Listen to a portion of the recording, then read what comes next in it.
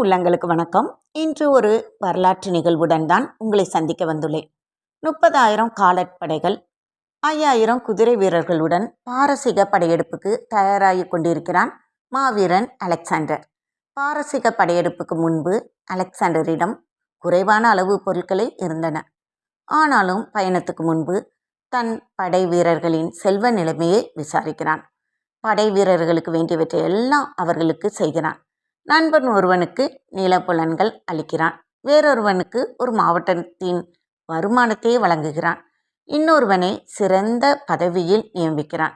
இவ்வாறு தன்னிடம் இருந்த அனைத்தையும் அன்பர்களுக்கு அள்ளி அள்ளி வழங்குகிறான். தந்தை தனக்கு அளித்த அரசையே அனைவருக்கும் பங்கு பிரித்து கொடுத்து விடுகிறான். அப்போது அலெக்சாண்டரின் நண்பர் பெர்டிகாஸ் அக்கறையோடு ஒரு கேள்வி கேட்கிறான்.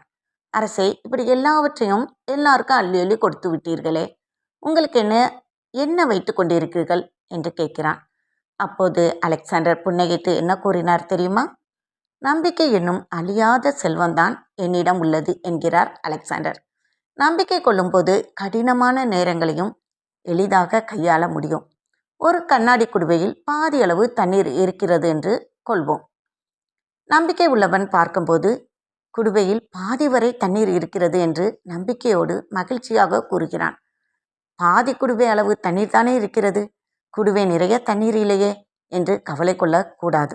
ஆம், நம்பிக்கை ஒரு அற்புதமான சக்தி. நம்பிக்கை என்பது சிறிய தீப்பொறி, வாழ்க்கையை ஒளிர செய்வது, வெற்றி மற்றும் மகிழ்ச்சியை நோக்கி நம்மை தூண்டக்கூடியது. நம்பிக்கை என்னும் தீப்பொறியை இன்றே ஏற்றுவோம்.